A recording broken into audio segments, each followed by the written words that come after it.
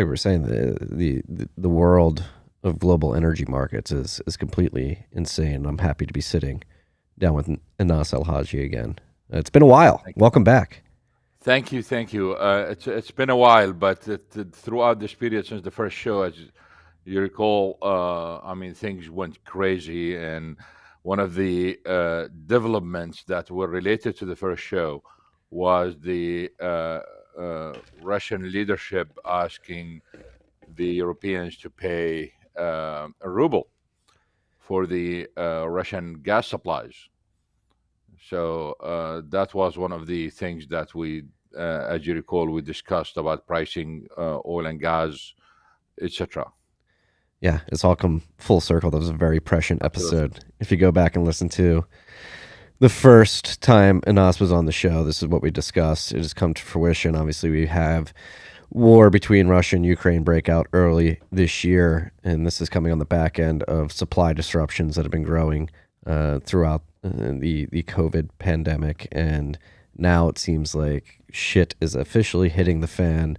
We have energy crises popping up across the world. I mean, you mentioned natural gas in Russia. Obviously, that has become a, a big topic of discussion with the ongoing war. Europe's trying to not purchase oil and gas from Russia, but they're finding that they desperately need those fuel sources. And then on top of that, we have diesel shortages popping up, and it seems like a lot of the energy policy stuff that has been decided on in the last decade is coming to bite us in the ass. What is your perspective on the And global? in addition to that, since the first show, we had the leak from the Saudis, basically sending a hint to the U.S. leadership that they want to get their revenues from oil sales to China in Chinese currency. And we discussed those issues at that time on the differentiation between pricing oil in dollar and getting revenues in non-dollars. So for those who are interested, they can go back to that recording and listen to those discussions. Right now, one of the main problems we are focusing on is whether we are going to hit a recession or whether we are already in a recession, and what is the impact of that on the energy markets, including oil prices and natural gas prices. Right now, as you all know, oil prices are still above $100, especially for Brent. We have a major decline today, by the way. We have major issues in the energy markets since the morning. But natural gas prices are very high, oil prices are very high. The price of food is high throughout the world, and that's affecting economies. And many people, especially those who are focusing on macroeconomics, think that if we are not already in a recession, we are heading for a recession. And what would that do to energy markets? And this is now one of the biggest concerns next to the Russian invasion of Ukraine. Yeah, I mean, there's a lot of people talking stagflation here in the U.S. specifically. Obviously, we had the negative GDP print for Q1. Q2 numbers will come out at end of July, and if that trend continues, and we have another negative GDP print, and we're officially in a recession. But the supply chain issues are causing prices to rise in energy and food, specifically, like you just mentioned. And what happens if we get to the end of July? That data comes out, and the Fed is forced to act via interest rate Absolutely, policy. absolutely, absolutely. And in fact, one of the main historical events that we've seen historically was, if you go back and look at the period between 2002 and 2008, uh, in fact, since September 11th, what we've seen is a continuous increase in oil prices, and prices hit $147 at that time. But when prices increased from 30, 40, 50, all the way up to 147, we did not see the economies of Europe, the United States, Canada, India, China, South Korea being hurt. And instead, we've seen good economic growth with high oil prices, and no one really worried about high oil prices at that time and their impact on the economy. So, what happened then that makes things different now? And what happened at that time is that was the only period in history where we've seen increase in oil prices or continuous increase in oil prices with continuous increases in incomes, that disposable income, continuous increase in government spending, military spending, spending on security, while the dollar was going down and interest rate was going down. Now we have the opposite. The dollar is very high, being going up and is high, and interest rate is going up. And governments are trying to control inflation by reducing government spending. At the same time, we are seeing increases in taxes in some countries like India, where they are increasing taxes on fuel, where fuel prices are among the highest in the world, if not the highest. At the same time, because of the boom in real estate, especially in a place like Texas and where you are right now, the property taxes, since they are a percentage of the estimated value, are gone up. So that constitute an increase in taxes. So almost everything we have now is the opposite of what we had in the past, and therefore you have a combination that is suitable for a recession, no matter what. Even if we are not a recession, we are heading for one, simply because of those macro variables and the way they work with oil prices. Yeah. It's a scary situation. So in your perspective, how dire is the situation in terms of what is going to unfold throughout the rest of the year? Well, luckily, all of this coming after the lockdown during COVID. So anything we are going to see is going to be, in a sense, less than what we've seen in 2020. And people will be thankful because the memory is still fresh. If we did not have COVID, it would have looked really bad. But because of the lockdown during COVID, a lot of people lost their jobs, they got locked at home, etc. Now, at least, okay, if I lose my job, I still can travel, I can visit my mother, I can go around, etc. So, yes, it's bad, but because of the lockdown during COVID, things are not going to look as bad. And so, how do you see the situation between Russia and Europe playing out with their gas? Obviously, Russia's asking for rubles for the delivery of gas. You have Western nations vehemently uh, trying to make sure that those exchanges of energy don't happen. You have European politicians telling people to skip showers and to turn their lights off to protest against Russia so that they don't need their gas.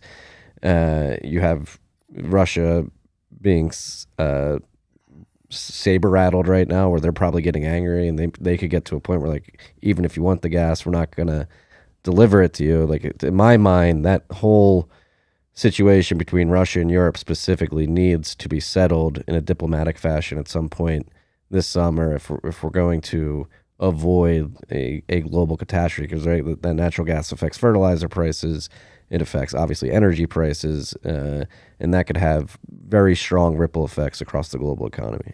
Several points here. The first point is the only reason why oil prices went above $100 is because of the invasion. Otherwise, we would not have hit $100. Or that would have been probably in the 80s.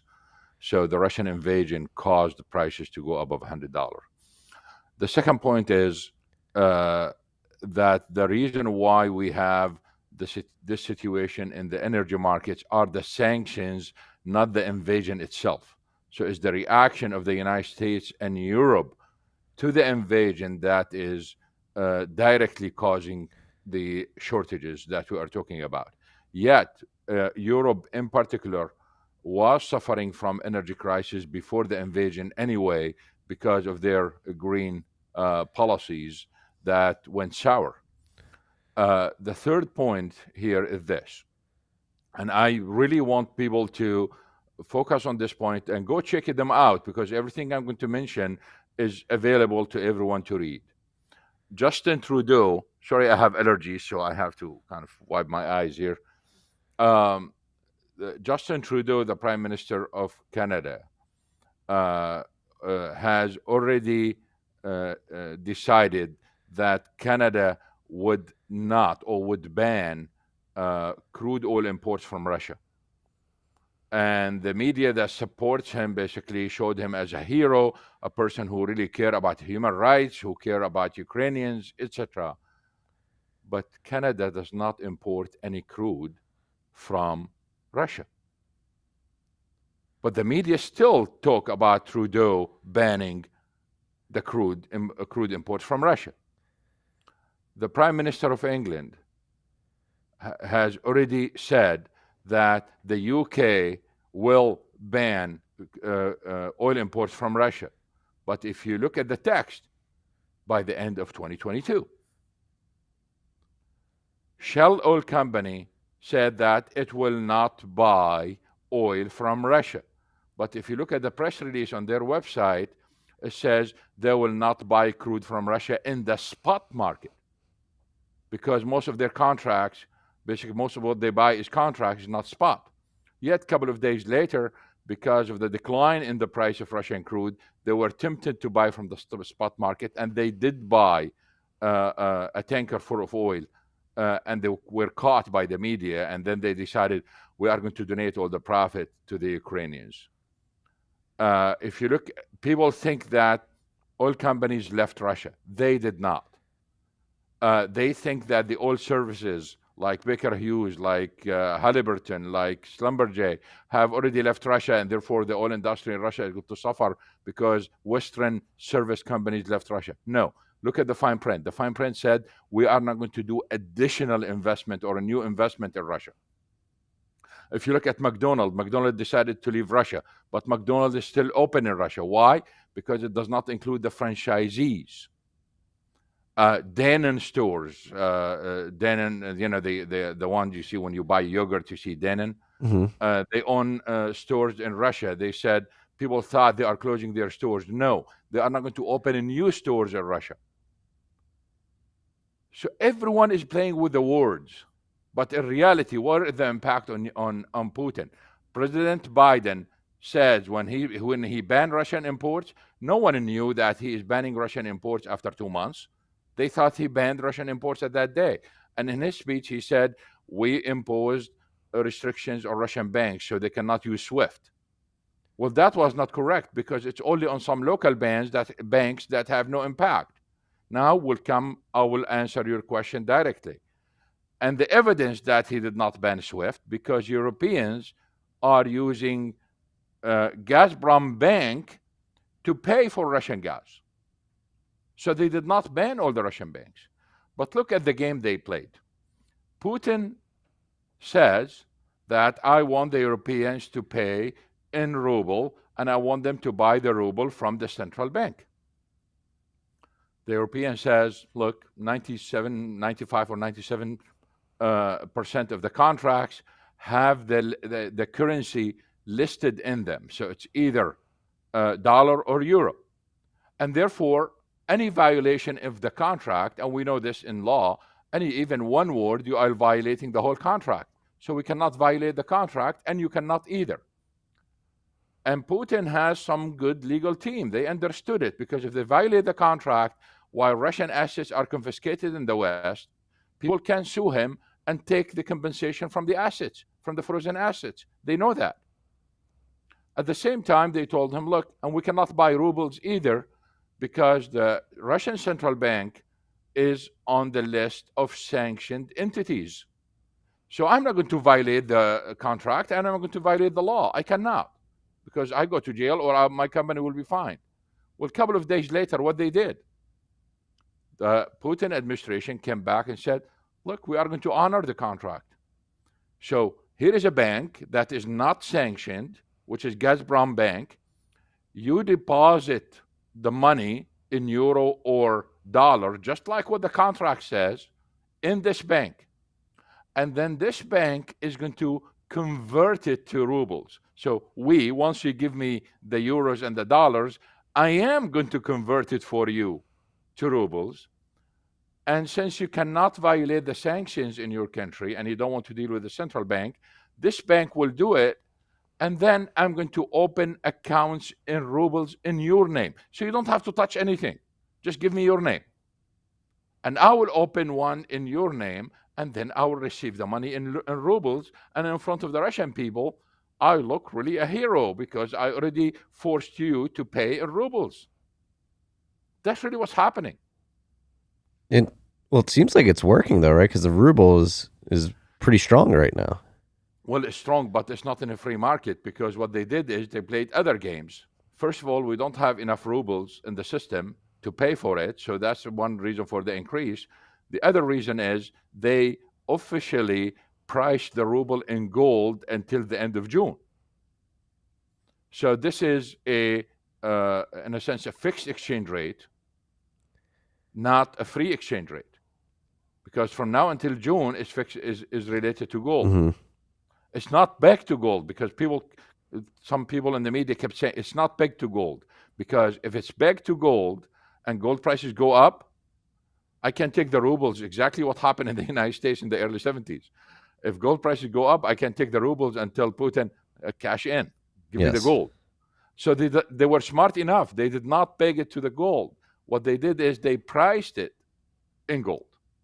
So no one has claims on the ruble in gold. So this is an artificial rate. This is not a market rate.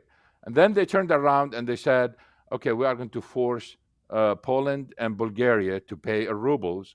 And the Western press made a big deal out of it. But they ignored one fact, that the only reason why, let's go back to the legal issues I discussed earlier with the contracts. People did not say that the contracts were ending before the end of the month. So he was forcing them simply because there were no contracts. And if they want to sign new contracts, they can do it based on negotiations. So he is not violating any of the contracts. And the press statement that was made by the German counselor was absolutely incorrect, because he said this is a violation of the contract. There was no contract, because the contracts ended. And Putin knew that the amount of gas sold to those countries is very small. And therefore, if they stop completely, they are not going to affect Russia, while he can send a clear message to the big customers like Germany and Italy that dare you mess with me, because I can cut you off the same way I cut them off. And I think if they want to call the bluff, they can, because he cannot. So is this just a temporary transitionary period where, for outside of Poland and Bulgaria, where he's set up the Gazprom bank accounts, he's taking in euros and dollars, converting them within Gazprom to rubles, and then showing the Russians, I guess, they're paying in ruble. Not really. There are 2 points here, I think, for the audience they need to know. The first one is the only reason why Poland was able to take it, because their storage was 80% full. Some analysts, they took that and they said, look, the NATO is united against Putin, and this is a good sign, and thanks for the Polish government, and this.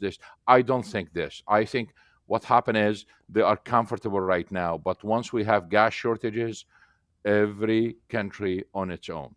So Poland, and I'll give you an example, because one of the objectives of Putin, it seemed like, was we have pipelines going through Poland to Europe. And Putin thought if he cut off Poland, then he can force the Polish government to do what Ukraine did about, I don't know how many years, 12 years ago. Ukraine did not pay the cost of gas that it consumed, the Russian gas. So what Putin did, he cut off the Russian exports to Ukraine to force Ukraine to pay for the gas, and it was in billions. What the Ukrainians did at that time, they tapped into gas going to Europe, and they caused a crisis in Europe. Putin, learning from this lesson, he thought, if I cut off Poland, the Polish are going to do just like the Ukrainians. They are going to tap into the pipelines going to Europe, and I can fragment Europe. I can fragment NATO, because he really wants them to split. But they did not. And that's why we've seen those analysts talking about the unity. But they missed the point. The point is they have enough gas. If they don't have enough gas, if we go to the winter and there is not enough gas, you are going to see Poland breaking up with NATO. You are going to see them tapping into those pipelines and taking gas that's supposed to go to Germany or others. So that's one point. The other point is we are going to see some permanent changes in supplies because even before the Russian invasion of Ukraine, the US forced Germany to ignore Nord Stream 2. Nord Stream 2 is a pipeline that was built through the sea directly between Russia and Germany to avoid Ukraine. So it's supposed to replace the Ukrainian gas line. And then before it started operation, they stopped it completely, and a lot of people think it's dead by now. Well, why the US did that? The US did that because everyone knows that the US is becoming one of the world major exporters of LNG. Hmm. And the natural market for US LNG is Western Europe. So you want to guarantee, as a superpower, you want to guarantee a market for your product for years to come and for decades to come. And this was an opportunity to stop Nord Stream to guarantee your market share in LNG as a replacement. And then the war happened, and this kind of engraved in stone the market share of LNG, of American LNG in Europe. And that's why they are asking Germany to build those regasification plants so they can buy from the US and they don't depend on Russia. So we are going to see some major changes that become permanent. And one of them is the dependence on US LNG in this case, which means that less Russian gas in Europe. We are going to see a push to lower oil imports from Russia, and that's going to be successful. So we are going to see reduction, but we are not going to see elimination. Some countries that depend just kind of like tiny dependence on Russia, they can eliminate that dependence. That's going to be permanent. But we are not going to see a permanent cutoff of Russian oil and gas in Europe. And one of the problems that people are not talking about is that what Europe did is kind of very strange and shows you how, and excuse my language here, how dumb the European leadership have become. With the push toward climate change policies, they are changing their dependence from fossil fuel to mining lithium, cobalt, graphite, nickel, and other things that are needed for the green economy. So we are moving from one set of natural resources, from dependence on one set of natural resources to another set of natural resources. But this new set is concentrated while oil and gas and coal exist in so many countries, and some of them are local in Europe, like Norway and the UK, others, while Europe does not have any of the others that needed for the green economy. They have to depend on fewer countries around the world, while most of the processing of those metals is in China. So it's just kind of very strange you are moving from dependence on natural resource to another natural resource that has more volatility and that is more dangerous and more expensive. The other one is when it comes to natural gas, they are moving dependence from one superpower, which is Russia, to another superpower, which is the United States. So they are not solving their own problems. And there is no kind of domestic solution because they are not even focusing on domestic solutions in this case. They think green energy, which means that solar and wind is going to solve their problem. Well, that's another joke because solar panels are coming from China. The minerals are coming from other nations, and they are going to end up what the Saudis intended. The Saudis are saying, look, you don't want my oil, that's fine. You don't want my petrochemicals, that's fine. Look, you want your electric vehicles, go for it. I'm going to make sure that the body of that electric vehicles and the tires are made from my oil and gas. I want to make sure that I will export that oil and gas to you embedded in something else. And Europe is asleep at the wheel.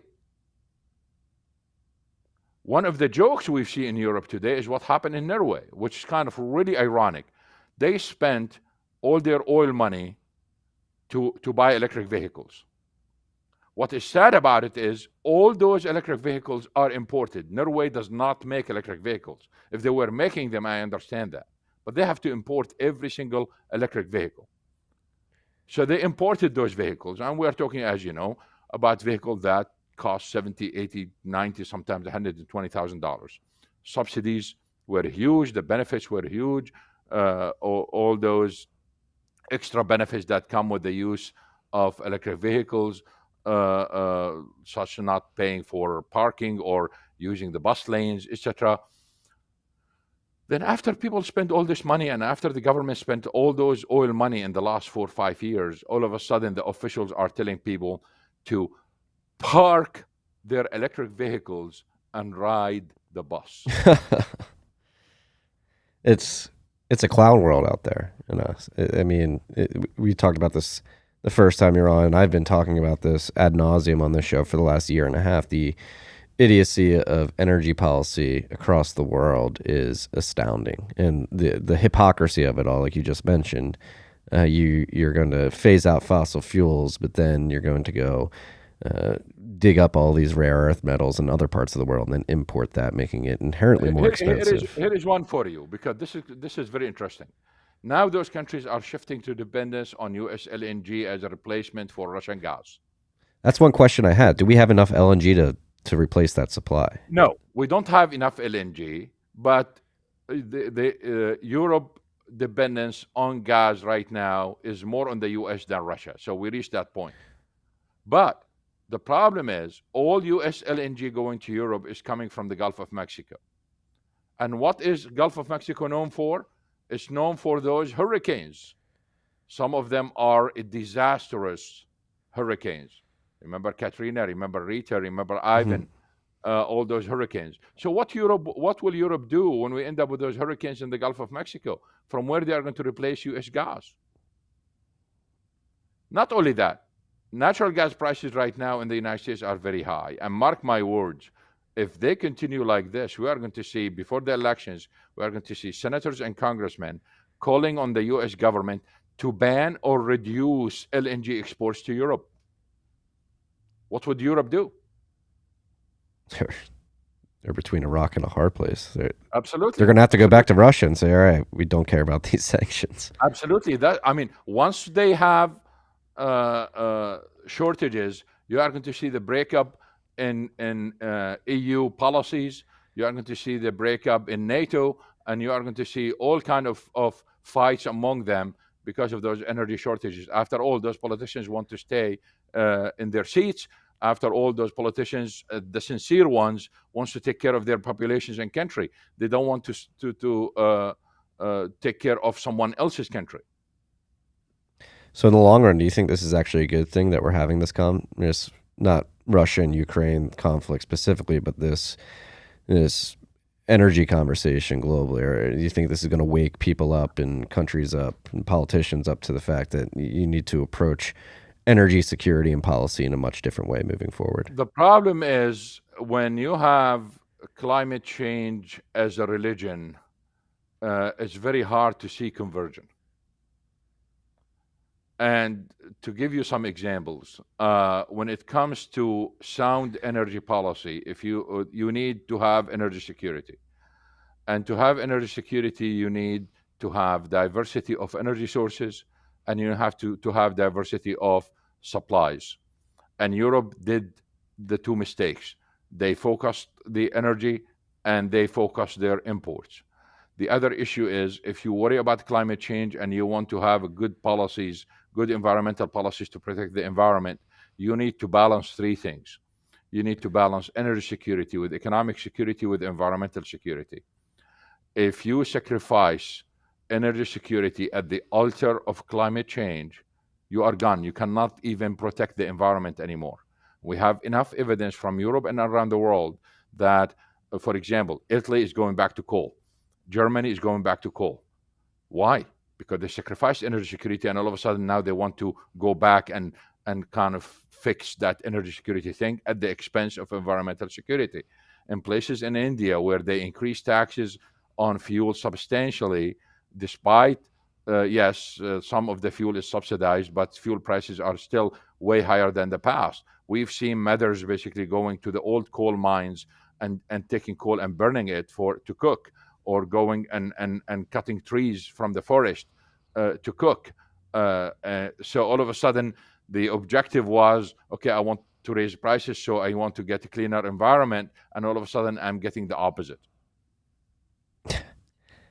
Well, so that's like I think as this crisis intensifies, this is going to create a large pendulum swing against the climate religion that has taken over the world and forced us into this situation. I don't know, because we've seen fanatics around the world, we've seen the killings, we've seen all kind of things, etc. So it remains to be seen how many people are going to convert. Because if you really look at the cults around the world, how many cults basically just decided to wake up in the morning and change religion?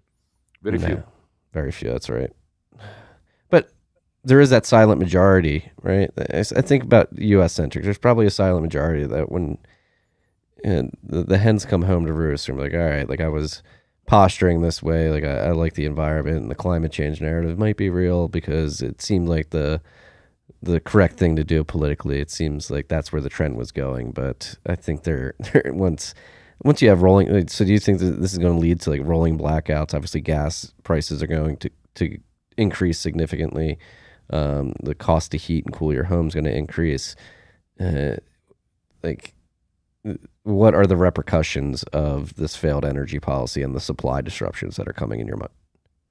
As long as the silent majority is not standing up to the media, we are not going to see a change.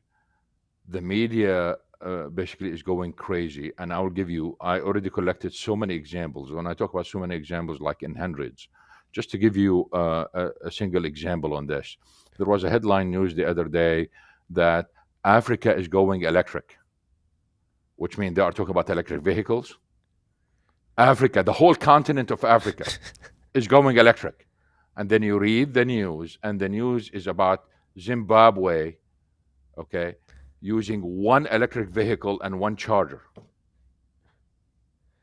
So they took one little PR stunt in Zimbabwe and There thrust was it a on the whole headline continent. news that this city in the United States, this city is going electric because it's buying electric buses, 6 electric buses.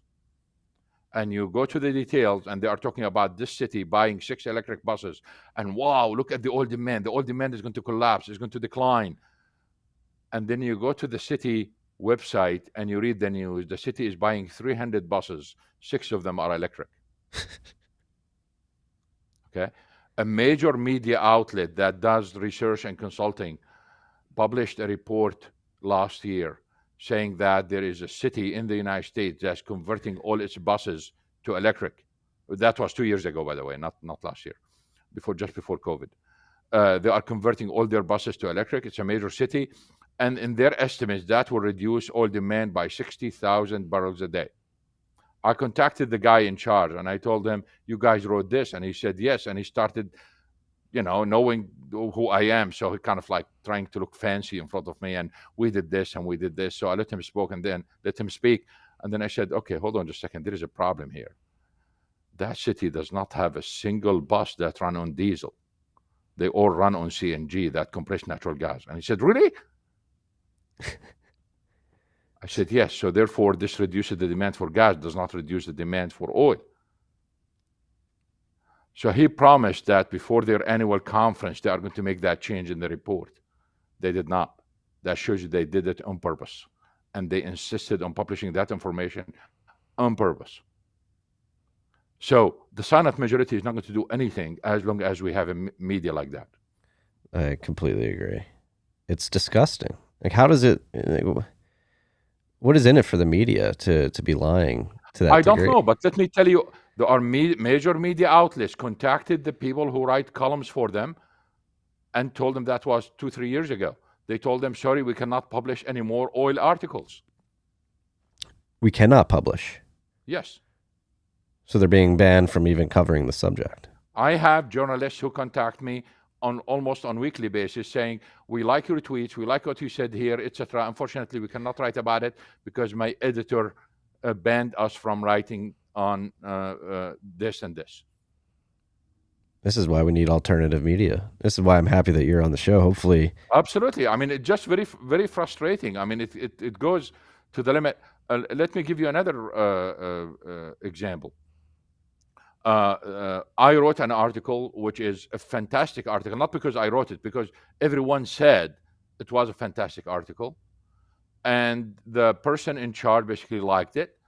They submitted it. And then the editor of that newspaper said, we cannot publish this article without an opposing point of view. What was the article about? Well, I'm not going to mention it now because people Okay. would know. I don't want to. But the idea here is they why? Because it was something they did not like.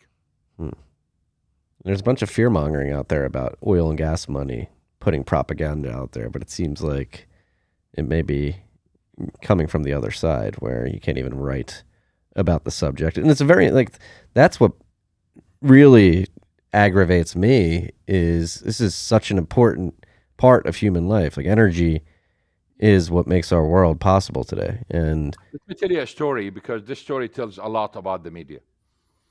A few years ago, Saudi Arabia had the longest serving minister, who is Ali Al-Naimi. A very decent man, and it's very hard to anger him. And there was this big OPEC meeting in Vienna, and he was leaving the hotel with his entourage, going to a dinner event. And as usual, hundreds of journalists basically were surrounding him while he's walking, and everyone, you can, if you can picture this from like the fourth story in a building or through a drone or something, you can see it like moving. The whole people are moving with him. And this lady from SMBC stood in front of him, and she was walking backwards, and she started yelling at him and accusing him of destroying the environment, being against climate change, and she went on a rant. And she just wanted to make a statement. And the man is, he's an old man, but he is really kind of prestigious and royal in a sense. And he was walking calmly, and suddenly his face got red and he got really angry. He stopped and he looked at her and he said, "Lady, you want to talk about climate change? And remember, we are talking about Saudi Arabia here. You want to talk about climate change? It passed through my country tens of thousands of years ago. Yeah. So don't teach me about climate change." It is a religion, and it needs to be continue to be called out because we talked about it last week. I had Dr. Saifuddin Ammous on, who wrote the Bitcoin Standard, and that's what really frustrates me about the climate hysterics. Like that MSNBC reporter probably flew over there on a jet, was using a cell phone to send tweets out about the subject that weren't being stored in a server farm being powered by some hydrocarbon. It seems like humanity, in regards to climate and energy policy, we're living in an idiocracy. And at what, like, maybe that's what it's going to take, the rolling blackouts and $10 a gallon gas here in the United States to really. Let me clarify this point to the audience. You and I are not, in a sense, denying climate change, and we are not against climate change policies. We are talking about the hypocrisy of it. So it is really the hypocrisy that's killing us, and that's what we are criticizing here. We don't want to discuss the issues related to climate change because this is really past that point. We are talking here about the hypocrisy of the prophets of climate change, and the lies and other action they are taking, and the way they are limiting our freedoms in the name of climate change. So I don't want the audience to think we are denying. All of us enjoy clean water, we enjoy clean air, we enjoy all of that stuff. But the issue is, it is really the hypocrisy of those guys and the hypocrisy of those people that is killing us. And that's what we are talking about on the plane and the tweets and all this stuff. Mm-hmm. And it seems like particularly for the solar industry, it became a big meme within the last year that a lot of the polysilicon that the solar industry is using is being made in China, and it's being made at the hands of Uyghur slaves. And did I read correctly last week that the Biden administration it sent a letter out to the solar industry to do an audit on their supply chains to find out if that polysilicon is actually coming from Shenzhen, and if so, they're going to need to find polysilicon somewhere else, which would completely annihilate the financial projections of these solar projects. Yes, there was news about basically the solar panel producers in the United States love that because it's really a form of subsidy to them once you have restrictions. So it helped the U.S. solar industry, but at the same time, it slows down the use of solar, and therefore the Biden administration cannot achieve its goals simply because you don't have enough supplies coming to the United States.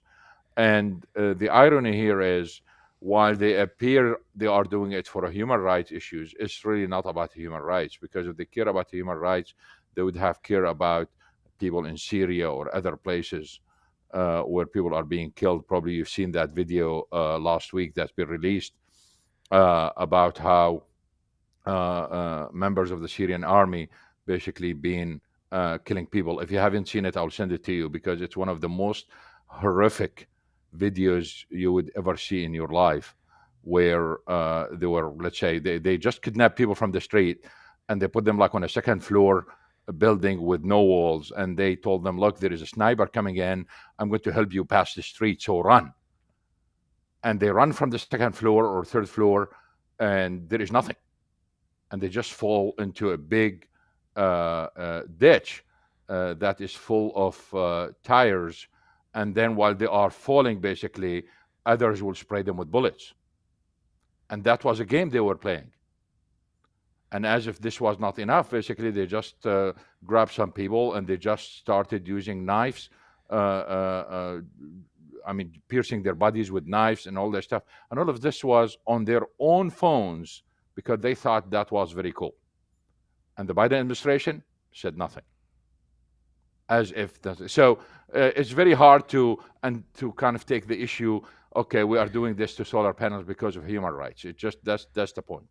Yeah, I mean, when it comes to hypocrisy, the United States is the biggest hypocrite in the world in regards to human rights. You can talk about Iraq, Afghanistan, what's going on in Syria. Sure. It's it feels like so.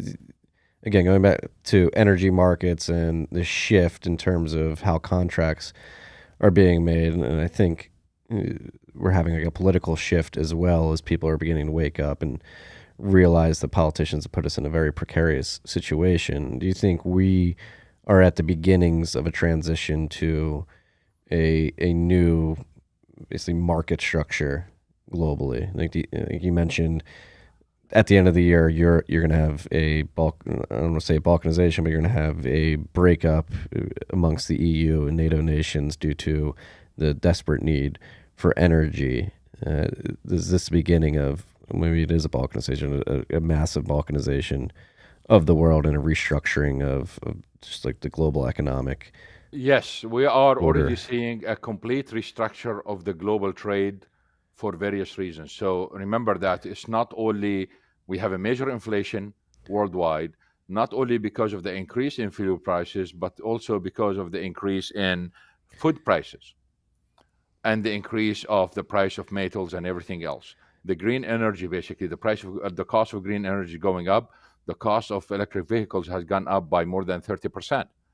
So we have those major changes, and since we have food shortages and fuel shortages, only the rich can afford that, and therefore we are going to redirect resources toward the rich, and the poor are not going to get it.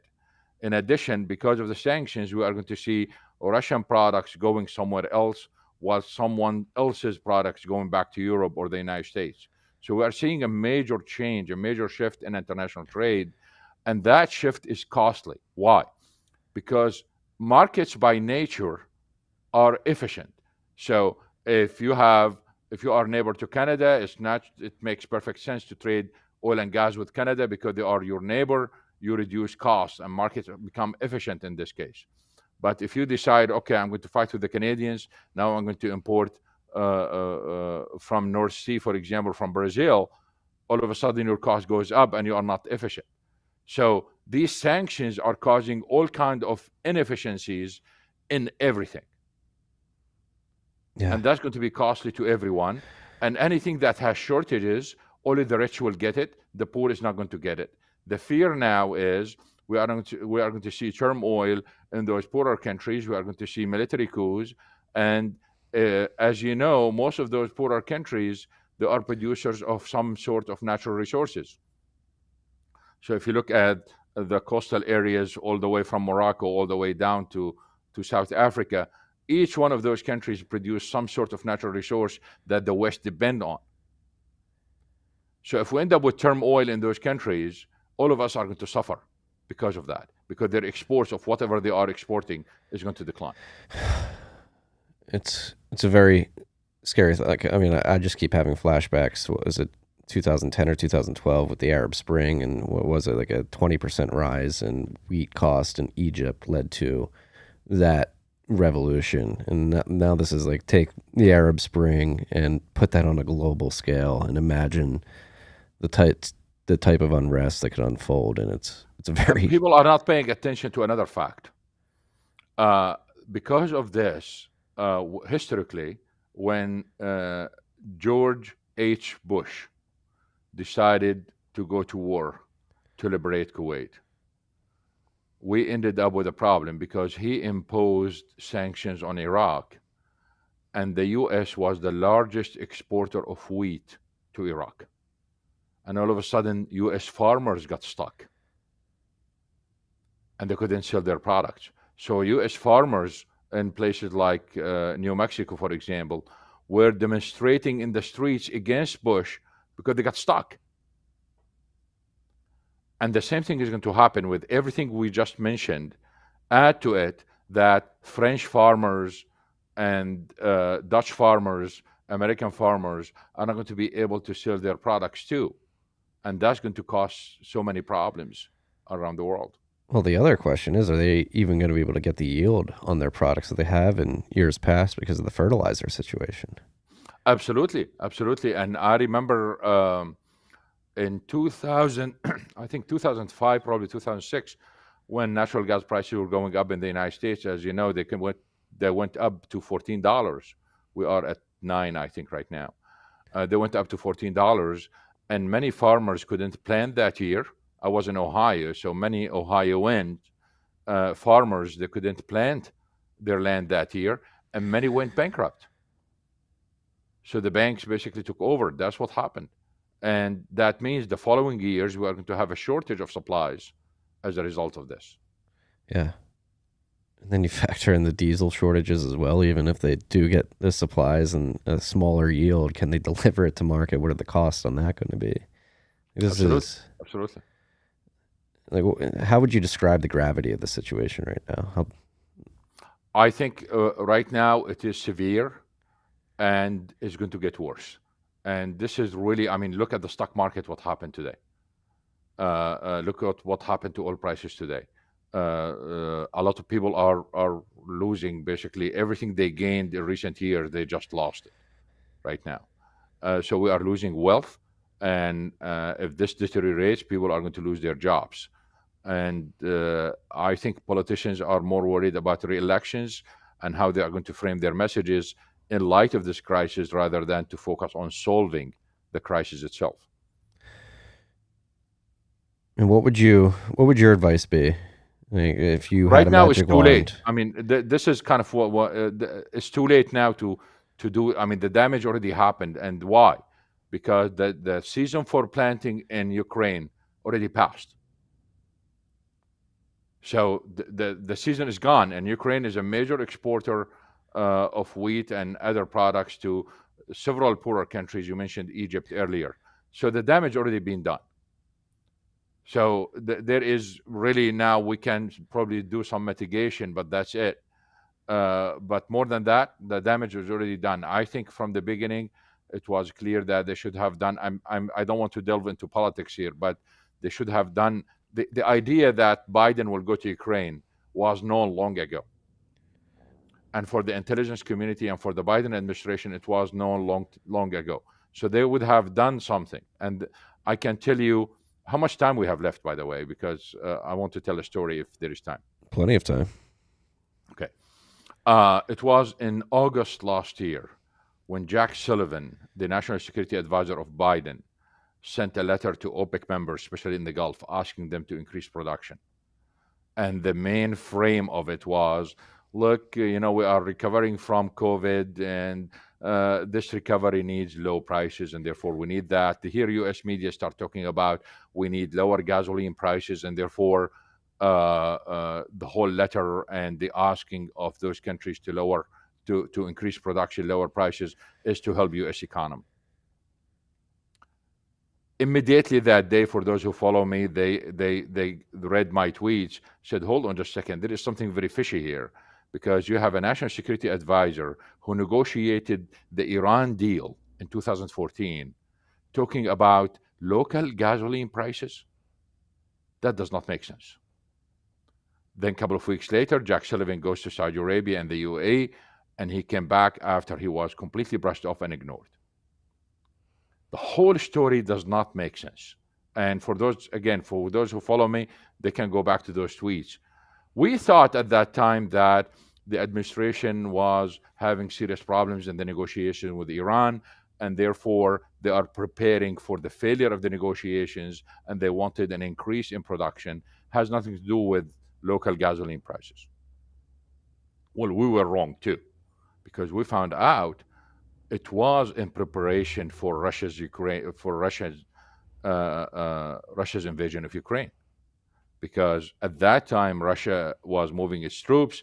The invasion should have happened in late December. Then it got delayed for various reasons, including to honor the Chinese request not to do it during the Olympics in China, so they delayed it. But the request to increase production has nothing to do with U.S. Gasoline prices or economic growth, because they know between the time they decide to increase production until that oil is in the market, it takes 2-3 months, which is the time of the invasion.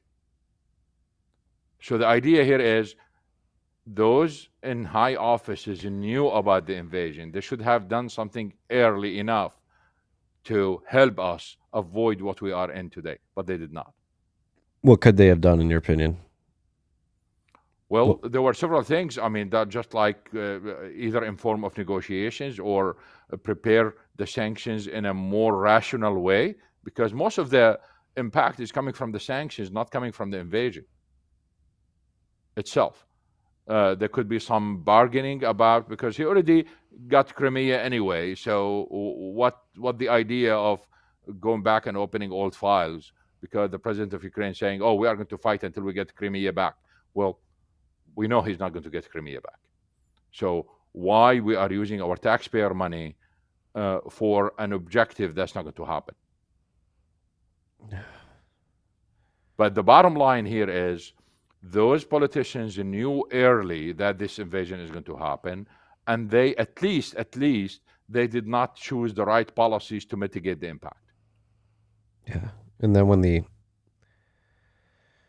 invasion broke out, that's one thing that really frustrated me, is the way Biden framed the options on the table. He said, you get sanctions or you get World War III. And he left out another important option, which was diplomacy. Hey, let's meet at the table and have a discussion.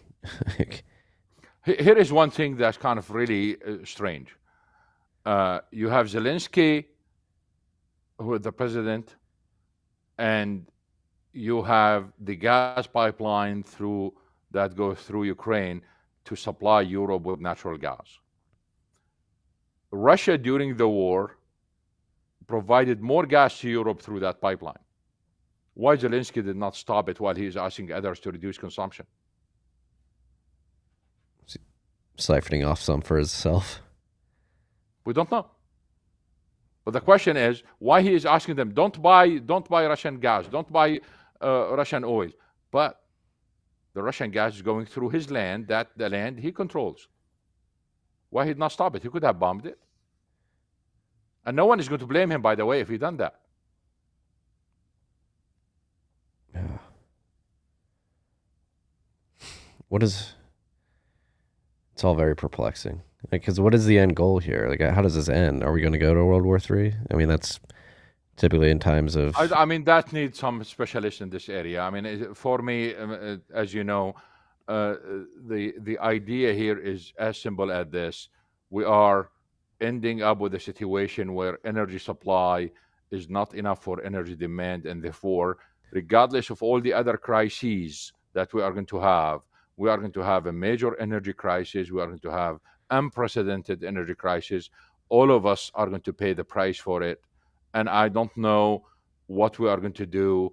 I mean, we ended up when look, there are states right now they are codifying this into law that you cannot build a house with natural gas connection. Okay, so all electric, and if the power goes out, how we are going to live? Yeah, it's, Okay, and we are in Texas. If we hit 110, 112 degrees this summer, we are not going to have enough power in Texas. Okay, people are going to die because of that. California is the same thing. In Europe, it's the same thing. So those policies, if they give, like when we had the freeze a couple of years ago in Texas in February, those houses that has natural gas saved them. Literally saved them. They can have literally a hot meal. They can have hot water. They can have literally a fireplace on gas. In this case, those who were electric, they got stuck.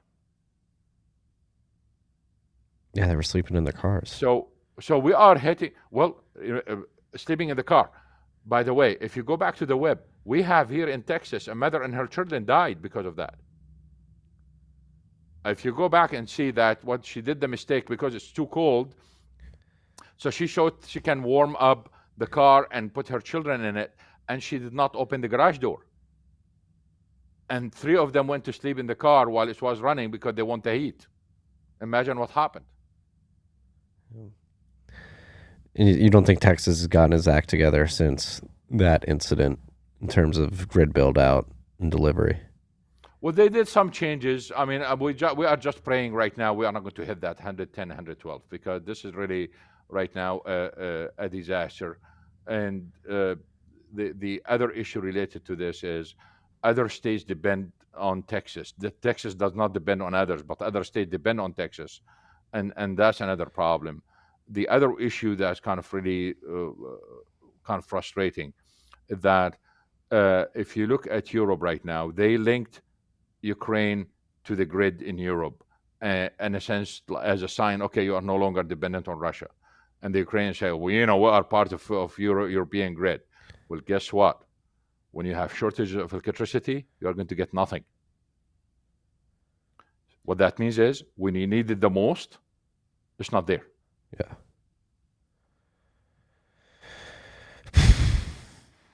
We need adults in the room to stand up. Can we make you energy czar of the United States? And well, I mean, this is really, I mean, now when we teach young kids, this is where push comes to shove. Those kids are so dependent on technology, and I can see it in my children. If we have the internet off for 10 minutes, they go crazy. If the power is off for 30 minutes, they go crazy. I'm talking crazy, like literally crazy. You feel like there is something wrong with them. Okay? So imagine we have a whole generation like that. So if the power goes out for a few days, what's going to happen? It's going to be chaos. Of course, schools are not in session. Those kids are staying home, and there is no power. It's not going to be good. I mean, it's, again, like I said, a very precarious situation. And if you go down the pessimist path of where this can all lead with energy shortage, food prices rising, like we're talking, again, like a global spring and people rioting in the streets. Like if we thought the riots of 2020 were bad, this commodities driven shortage and crisis is going to be significantly worse. I mean, people do not realize that when humanity over time went through process and they adopted certain policies or certain things, they adopted those things because they are the best and the least risky. the least risky. This is very important. So there is a reason why we did not move to other things. There is a reason why, if you look at France, for example, at the end of last month, an electric bus basically was parking in the street and all of a sudden caught fire, and it was massive fire and caused I fire saw around the that. house and all this stuff. Well, and we've seen those fires all over the world. Well, there was a reason. We had this 100 years ago, by the way. Electric vehicles are very old, older than gasoline vehicles. But there was a reason why we moved out of them to gasoline engines, etc., because there were problems. It wasn't a conspiracy. It wasn't anything. It was just a humanity learned its lessons. Why we have to go through those lessons over and over and over. The mistake, by the way, Europe, as you know, had energy crisis before the Russian invasion of Ukraine. And one of the main reasons, because they violated the basics of energy policies that I mentioned earlier. But one of them they violated, and this was where they paid the heavy price, them and India. That all of a sudden a smart MBA guy says, "Oh, you know what? We can create some through financial engineering. We can create some new energy contracts where you can. It will be more efficient and it's better for you. So shift from long-term contracts because they are not efficient. Shift to spot market." And the spot market, because we have plenty of supplies at that time, because as you know, with COVID, the demand declined. And they said, look, you can save a lot of money. So if you buy LNG through a contract, you pay $11. If you get it from the market, it's $3.50. So why renew your contract? So everyone shied away from the contract, went to the spot market, and guess what? The spot prices in the spot market went through the roof. We have the highest prices on record. And everyone was screaming and yelling. Well, there is a reason why we have long-term contracts. Humanity learned long time ago that if you want security, you go through long-term contracts. This new financial engineering basically is just short-lived. We've seen it so many times before. And all of a sudden now, those countries going back to Qatar and other producing nations saying, can we sign long-term contracts? Well, it's too late now, but they can now. And that's, in fact, the Russian gas right now and Russian oil is still flowing to Europe at normal prices because they still have long-term contracts. All the reported record prices or the decline in Russian oil is the spot, not the contract. Yeah, we are definitely relearning a lot of hard lessons right now. And do you have an optimistic path forward? Things seem pretty crappy right now, but is there? I mean, the optimism stems from the fact that we are, like you said, we are learning. We have a new generation that is heavily dependent on technology and electricity, and it's the most privileged generation ever existed on Earth. And the losses to them because of what's going to happen are so huge, and they are going to realize that. And once they realize that the losses are huge, they are going to change the future. So the idea here is they are going to suffer and they are going to have those huge losses, but those huge losses are going to lead to the optimistic view. And if they don't, then God forbid, we are in deep trouble. Yes. Well, if you're listening out there, part of the most privileged generation ever live on this planet, one of which I am those people, we got to change. We got to get voices like Anas's out there on the front lines, getting this information to people. I mean, Anas, thank you for joining us again. You're welcome. I just want to add one more point. This is kind of very interesting right now. Historically, if you look at the refugees that's been coming to Europe, they're coming on a boat or something. They have some paperwork and they don't, with clothes that they've been wearing for a month and mostly torn up. And I mean, they look like really a true refugee. The refugee of today is a girl or a boy who is 16 years old. What they have on worth, let's say, $300, $400. Yeah, the clout refugee wearing designer. Well, that shows like how bad it is. Like if you have refugees from countries where they're able to afford designer clothes. Something's gone terribly wrong. Absolutely, absolutely. But the idea here is that this change will make things costly, and because it's costly, we might see the other change to the positive. Yes.